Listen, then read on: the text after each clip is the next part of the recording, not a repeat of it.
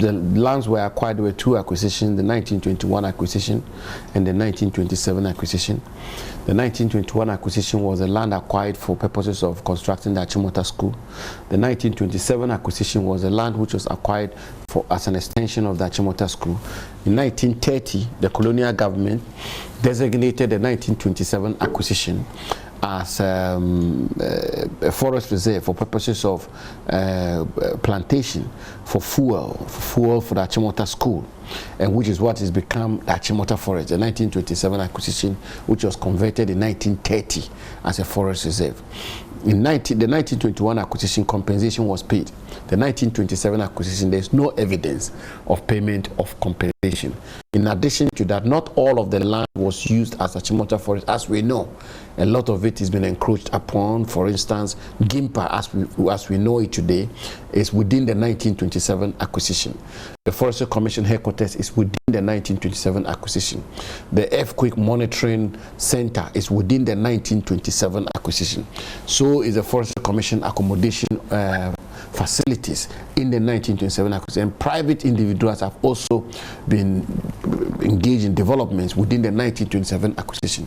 So sometime in 2007, the Owu family petitioned the president of the time, President Kufuor, on two grounds. The first ground being that compensation had not been paid for the 1927 acquisition. And the second ground is also that the land is being used, part of the land is being used for purposes which is at variance with the original purpose for which it was acquired. And as you know, the constitutional provision, specifically Article 20 of the Constitution, makes a pronouncement on that. And therefore, some of the land, the unused part of the land, be returned to them.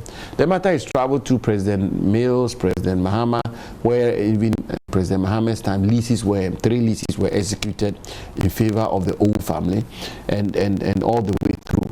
And this government is giving effect to the arrangements which were made by amending the Cap 157, which is the Forest Act of 1927, to de-gazette the peripheral portions of the Achimota Forest, the part which is not being used as a forest reserve, for the Owu family. So for clarity, are you giving the entire forest back to them? Because no, we're not giving the entire forest back to them. We're giving the peripheral portions of the Achimota Forest to them. The Achimota Forest will remain intact. As a matter of fact, we are in the process of reforesting the Achimota Forest. We've been planting trees in the Achimota Forest. Money has been voted for the reforestation of the Achimota Forest. And we intend to even do more, and hopefully in the not too distant future, turn the Achimota Forest into a forest enclave in the likes of Hyde Park in London, Central Park in New York. So on the contrary, we are seeking to preserve the Achimota Forest. And both instruments, the EI 144 and EI 155, were all promulgated solely and specifically with provisions to protect the Achimota Forest. So on the contrary, the Achimota Forest is not being sold. It cannot be sold, and President Akufo-Addo will never sell the Achimota Forest. So you heard there Samuel Abu-Jinapor. He is land minister, and we're going to try to digest and understand all that's been happening as regards the Achimota Forest. This has been coming a long way. I mean, if you listened to lawyer Kwame Jan on Upfront with my colleague Raymond Akwa yesterday, you understand that this whole process started as early as 2006, when the Owu family first sent in a petition to have some portion of the land. There's a bit of history to this, and it's come a long way, so we'll just take a time and try to break it down and get it. But today, I've got Obed Owusu-Addae. He's with the environmental CSOs against the de-gazetting of the Achimota Forest. Then we'll be having that conversation to hear exactly what their concerns are. It's a pleasure to have you here this morning. Thanks for coming. So let me take your initial comments. We've heard from the previous government. We're hearing from the current one. There appears to be some unresolved issue about how we came from 193 acres to 360 acres for the Owu family. And lawyer Kwame Jan, who is a former legal advisor to the ministry, explained that as of 2008, when he witnessed the MOU being signed, it was 193. He doesn't know how it transitioned to 360. We heard from former lands minister Inusaf Hussein, who also says, look, it was even less than 193 when we took over. So we don't know how it got to 360. Your initial comments on, the unsettled facts or details around this matter? Yeah, thank you very much for having me. And It's actually interesting listening to politicians, and it's as and when it's expedient for them, they talk in a manner that sometimes you don't even recognize them anymore.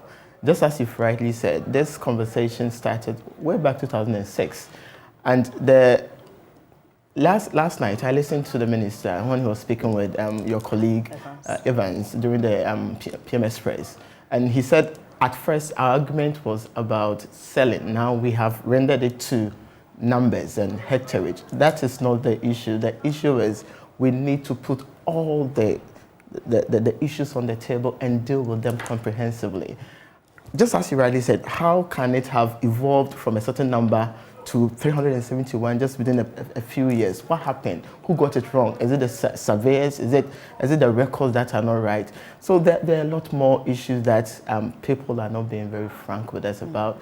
And just as we always say, for NGOs, we try not to be political. We try to go beyond the politics and leave the politics to the politicians to do. We are more interested in looking at the environmental, the conservation aspect of this whole conversation. Okay, so that brings me to my next question about the environment and conservation. So in 2008, when former President Kufuor was in power, the MOU was signed, and 193 acres was going to be released to the Owu family because government had plans to create a complementary CBD, we are told, with the rest of the reserve. Yeah. According to lawyer Kwame Jan, at that time, the plan then was that there was not going to be any reserve at all anymore. These are his words. And then fast forward, when former President Mahama comes in, they say, okay, we're still going to give that portion of the land to the Owu family. We'll reduce it a bit, according to former Minister Inusa Fuseni. But here's what we're going to do. Instead of a CBD, we're going to create a reserve. Yeah, ecotourism. Where, according to him, there was going to be a theme park component. There was going to be an ecological component. The idea, I guess, is something similar to what's at the Mole Park. And then there was going to be the commercial enclave. Which of these plans, for you as a conservationist, which of these plans would have helped us better protect and preserve the environment? Because whether we like it or not, there appears to be encroachment. People are entering the place. You know, some of them they don't even know how to protect the species and the other things that we have in the forest. Yes, unfortunately, all the plans that were put on the table, from a purely environmentalist perspective, none of them were viable. I was with when David Pele, he was in charge of developing that plan. And we looked at the blueprints that they developed, and you realized that most of the development that was going to happen was to build brown development within the Achimota Forest. The issue is, why was the Achimota Forest set up? And the minister rightly said that when they set up the school, they needed a buffer and a greenery to provide some form of fuel to feed the school. And in the course of the years, it has evolved to become a carbon sink, a very, very important element of the landscape of Accra. Why would you want to diminish the environmental aspect of it and transform it into whatever kind of development that you want to do? Once you do that, you diminish the purpose for which it was set up. And so that has always been an argument that whether it was a theme park, whether it was ecotourism park, or whatever that they intended to do, it all defeated the purpose for which it was set up. It was set up as a protected area to be kept for the environmental benefit that it gives. So all those options for us as environmental NGOs were not on the table for us. They were all not going to work. I'll come back to you. Let me go onto the phone lines and speak to Alhassan Suhini. He's a member of the Lands Committee in Parliament. Thank you for your time this morning. So I'm sure a lot of people have heard all the angles, probably all the angles to this story. But moving forward, how do we handle this? So we hear from the current minister that they will no longer honor that agreement between the former President Mahama administration and Aking's capital, and they say they are not persuaded by the whole theme park, argument. So where do we move from here? We are hearing from the environmentalists who think that both sides, I mean, former President Kufuor's plan, this current plan, it doesn't work for them. So where do we move from here? Mr. Suhuyini joins us via Zoom, rather.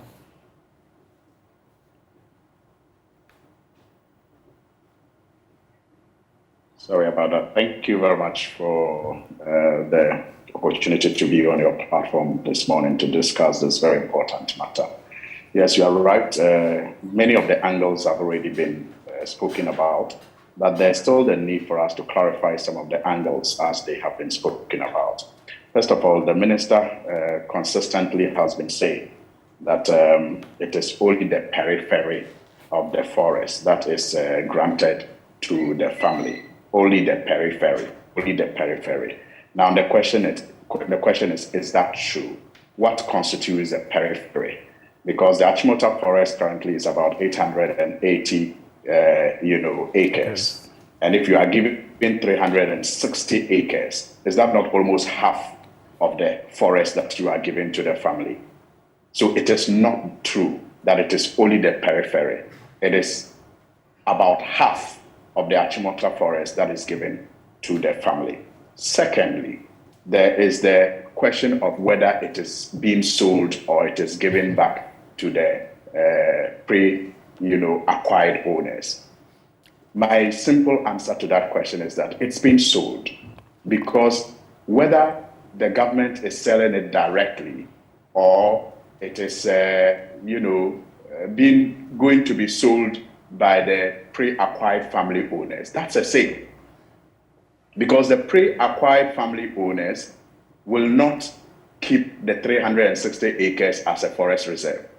Especially so when the government has supported it with an EI that declassifies it as a reserve. The family will have no business keeping about half of the forest that has been given them as a reserve. They will sell it. So whether government is selling it directly or selling it through the pre-acquired family owners, it's still a sale. And we are talking about half of the forest and not just periphery, as the minister and those in government wants us to believe. So those are the issues that have to be clarified. Then secondly, there are questions that have to be asked. Why did the government issue the EI 144 to declassify the forest? Why? The answer I have to it is that it is to give those who will acquire these parcels of land from the family, some of them may even be government officials, the opportunity to put up all kinds of development that may not be eco-compatible. So people can even put up factories on parcels of land they acquire from the 360 that has been given to the family now. And the activities of that factory, whether it impacts the about 50% of the forest that is left or not, the government will not give a toss. So when you back the decision of increasing when you back the decision of handing over this portion of the forest to the family with an EI that declassifies it, what we are saying is that you are giving them the free hand to carry out any kind of development, whether that development impacts the about 50% left or not. And that, for us in the minority and in the NDC, is just unacceptable, because the forest remains the only green belt that we have in the greater Accra, in Accra, in the city of Accra now. It remains the only green belt that we have in the city of Accra now, serving as a carbon sink, attracting or absorbing the carbon dioxide that through our activities as city dwellers we generate.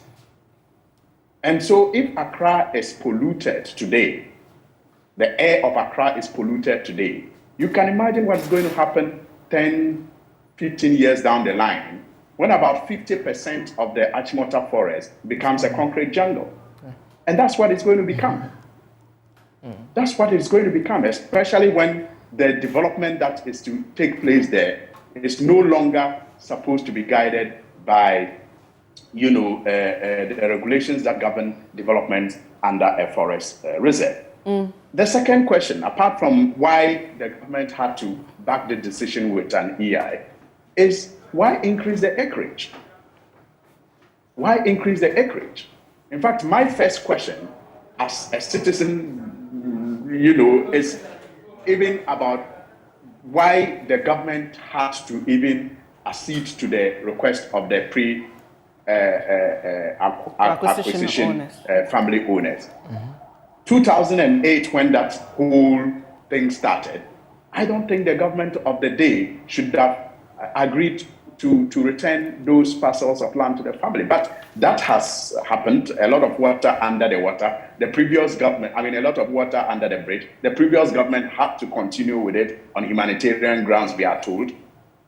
But if you look at the reserves that we have in this country, about 265 of them, none has been acquired and compensation has not been paid for any of the reserves that we have. So when you begin to treat the Achimota Forest, which fortunately is the only forest that was acquired, and part of it had compensation paid for it differently, and you have family owners getting back some portions of the land, in this case about 50% of the forest, what message are you sending to the other landowners across the country who have their land being used as forest reserve? What message are you sending to them? Are you not giving them the idea that they can also begin to demand parcels, portions, or the whole of that forest to be returned to them for whatever development they also want to do? So for me, the first mistake happened in 2008 when even the government agreed to give the family these portions. But that is history. It's a lot of water under the bridge. So back to my initial question, Mr. Suhuyini. Where do we move from here? We've heard from the sector minister who says he's not going to honor that agreement with former President Mahama's administration and Akins Capital Limited. And so what next? You're a member of the Lands Committee in Parliament.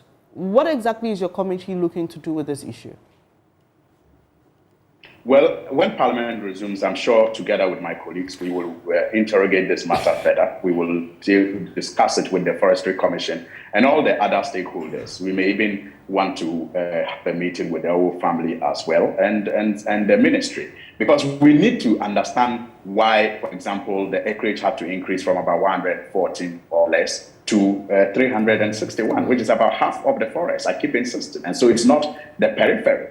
And we believe that we all know that the forest has been encroached upon for some time now, and there are a number of activities taking place there. So it was that threat to the forest that the previous government sought to address with the idea of an eco park program. And all over the world, you can check it out. South Africa, Kenya, one of the best ways of preserving forests, especially those that are located in cities, is through the eco park, because when you leave it without maximizing its utilization through the eco park project, it becomes subject to some of the encroachment and some of the misuse and abuse that we see people are living around the forest subjecting it to. But when you manage it through the eco park policy, you create jobs, you preserve the forest, you also impact the local economy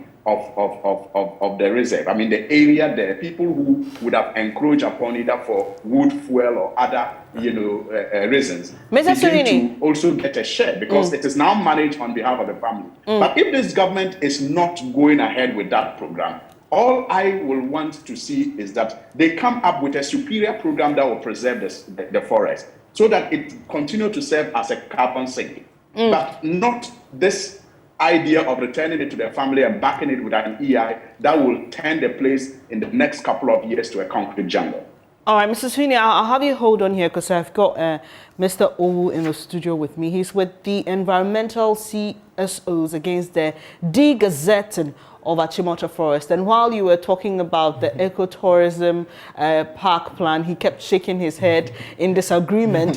He has explained to me earlier that he doesn't think that plan and the former one to have portions of the forest reserve turned into a complementary CBD work for the environment. So let me find out from you, sir. Are you totally averse to the idea of an ecotourism park, or it is the plan that was put on the table that you don't agree with? Just help us understand. Yes, we saw the plan. We saw the blueprints. We saw the maps. And they had proposed to do what they call 30% brown development and maintain 70% of the greenery. And we felt it didn't work. It didn't work because the numbers were not adding up. There is no way that they were going to be able to recoup their investment when they do only 30% brown development and hoping that people will come and patronize the park and get the money back. So indirectly, it just didn't, the mass wasn't there. Alternatively, and I think Honorable Suhini is making comparison with South Africa. There are other good examples. Why can't we use that? Look at the Central Park in New York or the Heights Park in London, where it is purely a nature reserve, a nature park, and you don't have all these brown developments in them. People go in there and have aesthetic kind of values and other things. Those are viable, and it shouldn't always be about what will come out of the place, physically or monetarily. But it should also be about the aesthetic, the kind of things that it does for the community. And we are saying that per the blueprints that we saw, the ecotourism didn't add up, and the concept of having a CBD. It could be viable, but there needs to be detailed information on it. What are the terms and conditions that will come with it? What we are proposing is that originally... Do I get the sense that Can I? Mr. Suhini, just give me a minute, please. Just give me a minute, please. Do I get the sense that you prefer a CBD to an ecotourism park? Yeah, I think that is a better option than the ecotourism park. Having a central business district? No, and then that's a different explanation of CBD, because we're talking about conservation of biodiversity. No, that's not it.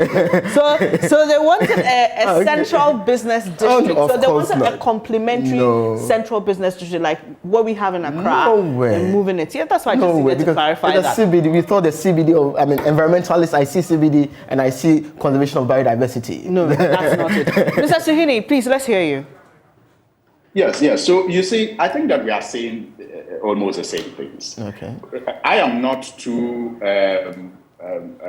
fussy about which way to go in terms of preserving the forest. My focus, and I believe the focus of the NDC, is to preserve the forest in ways that we can continue to enjoy the ecological benefits that we enjoy from it. Mm-hmm.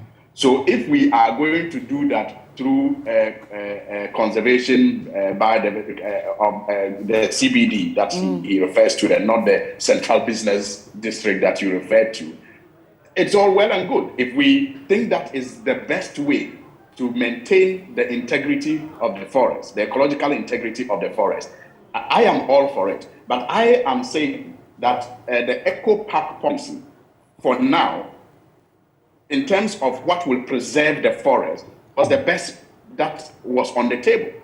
It can be replaced with a better one, I agree. Yeah. But until I see that better one, in the scheme of things as we talk now, developing the area into an eco park seemed like the best idea. And I use South Africa and Kenya and others because they're African countries. But I agree with him when he talks about the one in London and all of that. Those are the examples we should be comparing ourselves with and looking at how we can also achieve that. And not this idea of declassifying about 50% of that, the land, and giving it to the family. That will perhaps in return for a favor, sell it to some of us behind the back doors to put up concrete jungles. It is not the but way but that's it's very but what you just said is very speculative, right? We don't know that for sure. But I mean, there's I was also very speculative about what I said. Okay. I said that it is, but you can't run away from it. No, of course I mean, not. people the family definitely will not keep the land as a forest reserve, especially when government has asked them not to do so by declassifying it. Okay, they so will sell it to individuals, and the individuals will include politicians. So to the point of declassification, so lawyer Kwame Jan says, look, I don't know what the issue is with the declassification. I don't know why people have an issue with it, because it's legal. It's in the law.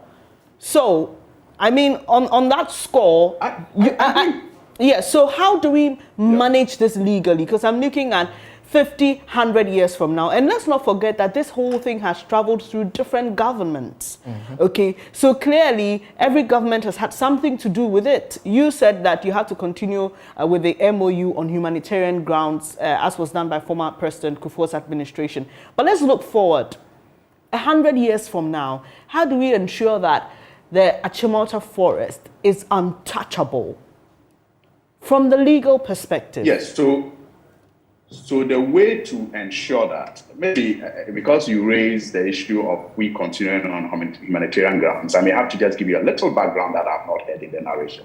So when President Kufuor gave the family about 90 acres, I am informed by the people who worked with the issue closely when the NDC came into office that the part that was given to the family initially by President Kufuor's administration was the core part of the forest, and that it was also central to the eco park, policy that the NDC government wanted to pursue. And so they had to negotiate with the family to relocate them. And I'm talking about the Noga Hill area, adjoining the motorway. That was what was allocated to the family. And the government of the day thought that it was core to the forest and central to the eco park program that they intended to pursue. So they had to renegotiate with the family to relocate them to the Abofu area, which had already been encroached upon to some extent. And the family raised the issue of the encroachment and others.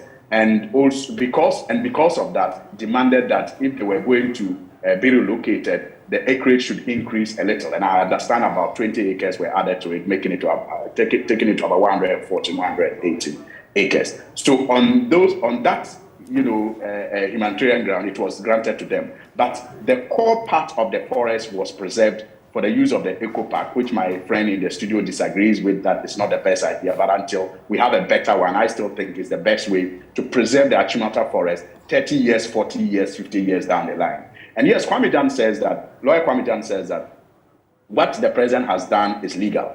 Absolutely so. But he has done it on behalf of the people of Ghana, and it is supposed to be in the interest of the people of Ghana. But if we see the president action not to be in our interest as citizens, that is why we must rise up to let our voices be loud enough for the president to hear that this action you have taken, which is legal under Cap 157, Section 19, it's not in our interest, and we do not agree with you.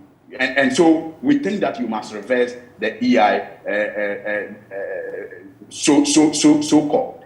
And that is the demand that we are making. So, Mr. Sohini, let me the just... president must go back to the drawing board. Yes, the law empowers him to do what he has done. But interestingly, something about the law, it says that the president may, cause for the cessation of a portion, I'm just paraphrasing, of a forest, not to no longer be a reserve.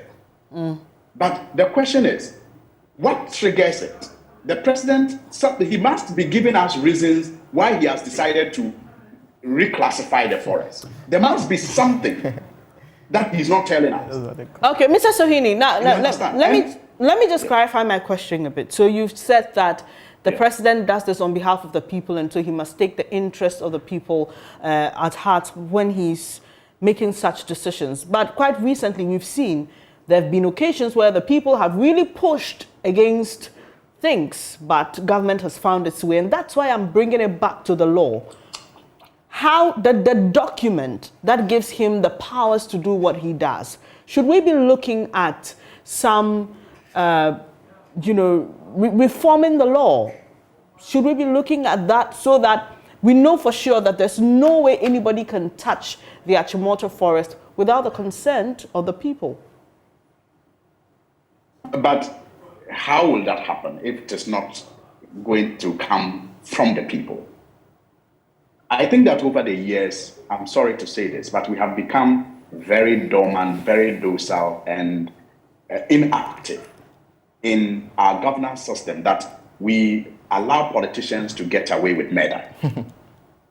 Because if we all agree that some actions are happening which are not in our interest, we should not sit back and think that the responsibility to correct what is happening lies with only those who stand for elections and perhaps get elected to go into parliament. There are many democratic tools that are available to all of our citizens to use to drum home a point to our government when we are dissatisfied with the way they are governing. And so if we all want to protect the Achimota Forest, let's do what other responsible citizens do across the country. You saw what happened with Etiwa? You know what happened with Etiwa? Right? People have raised that example. So that's why I'm asking you. So how loud are the voices with Etiwa? Hasn't it been left for some NGOs that are concerned? Yeah. But I was just about to give you the example of where even in some areas, one tree can get the whole community to form a human shield to ensure that one tree is not cut. What do we do here in Ghana?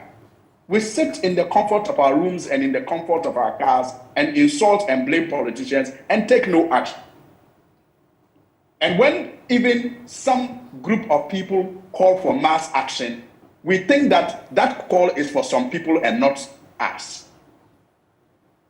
How will we get our governments to take us seriously when we say that they are taking decisions that are not in our interest? Because by the constitution of our laws, for even the law currently, Cap 157, to change, it has to come from the president and his minister of lands.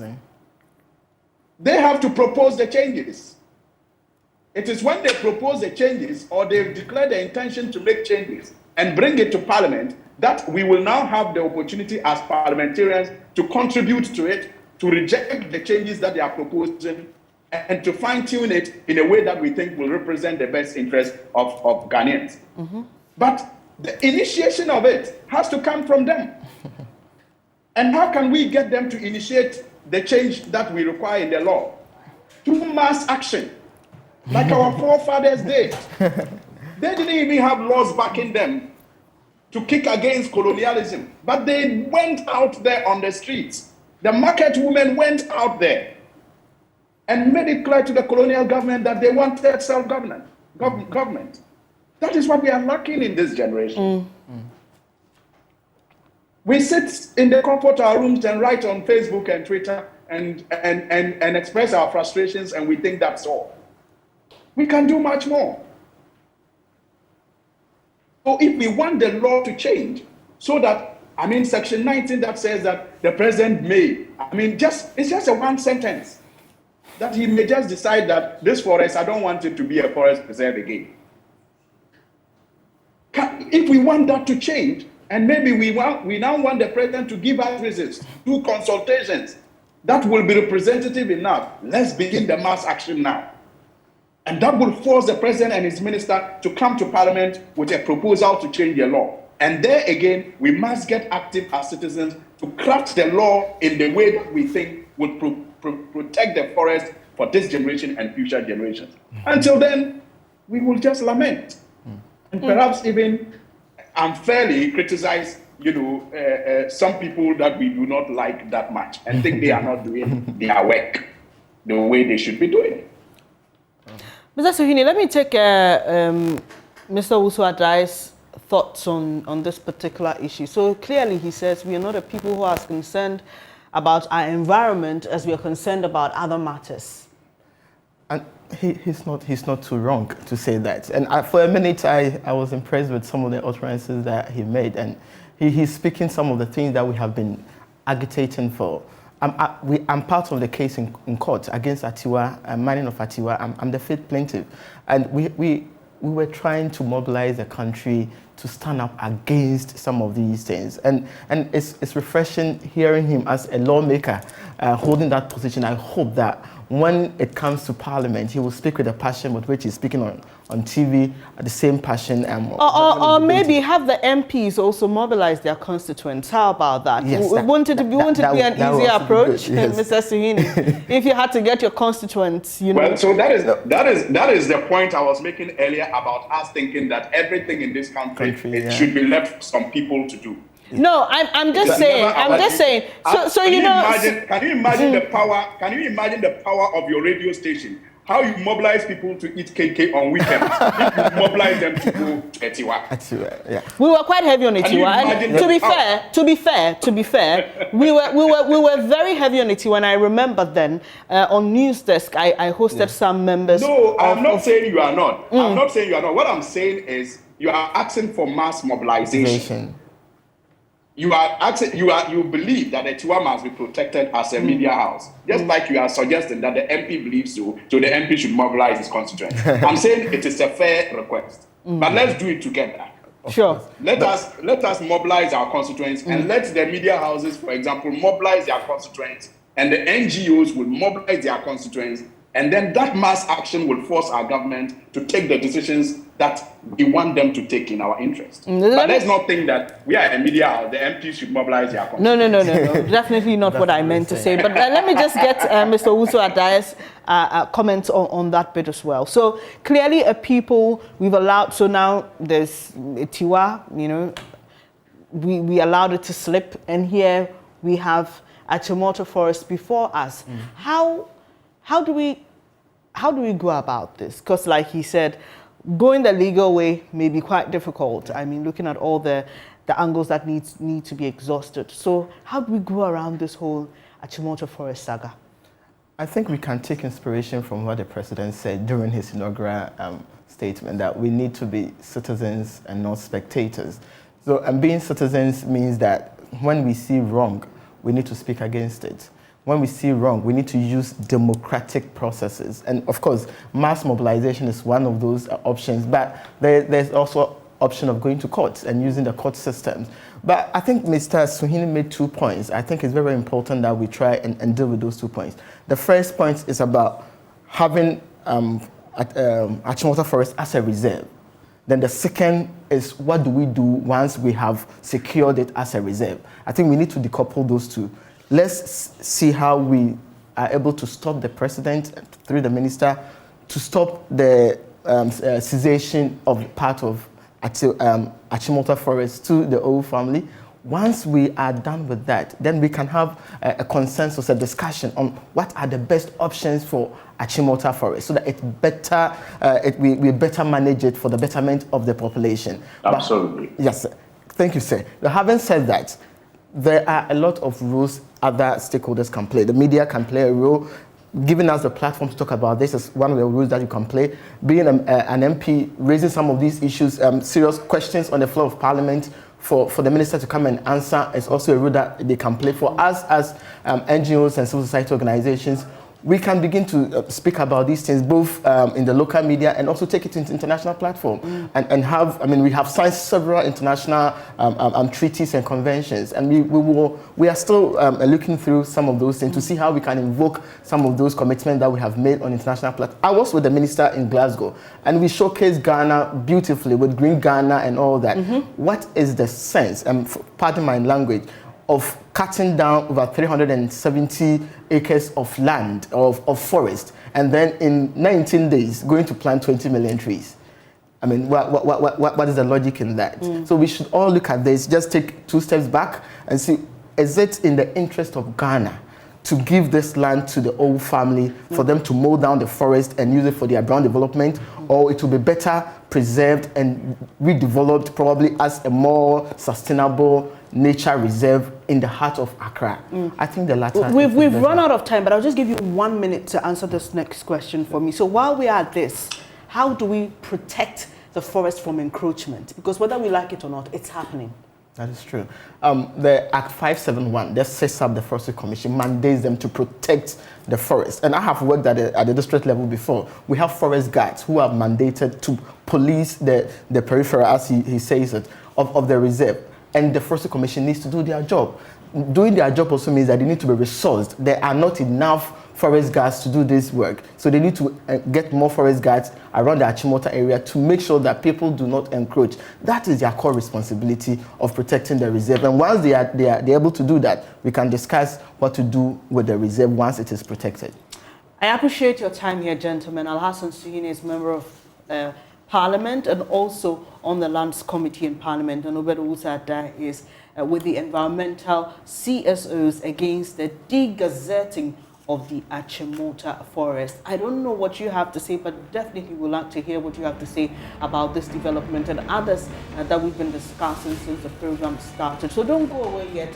We will come back with our Citizens Microphone where we have to hear what you have to say about these trending issues. Do stay.